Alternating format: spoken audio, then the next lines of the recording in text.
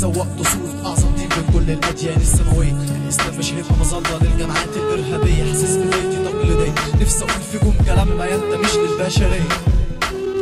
حبست حركته من الجساس بقى صحيح بقى بالمناسبة عقوبة الحرق عقوبة إلهية يا ربك بس اللي ينفذ. مش هنرد بشكل سلبي، مش هقول لأ مش هنخلص واقعد اعيط زي حلم.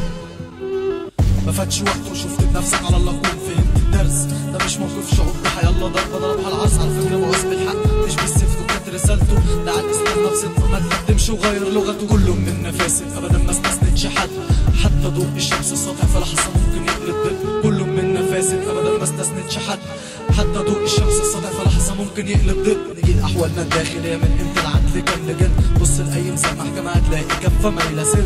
امشي يلا غور من هنا، مش ماشي لأرض الحكومة يعني انت زينا طالما معترف انها ارضهم. طب ما يلا نغور كلنا، ملامحك واضحة هناك مش هنا. يلا كل وقت وله أذان، طب من في وقته دخل صلاه. ما تقفلش الامتحان وتقول لي سبت الورقة فاضية. ما تاخدهاش من بيت ابوها بحجة سكتة تبقى رد. كل حلم تعبى طوله غيري كان بدهوله. فما تهناش نص الفصول حتى ذكرياتنا دي كلها طلعت سلبية. كل يوم كان في طفولتنا مريض بالفجوة الزمنية.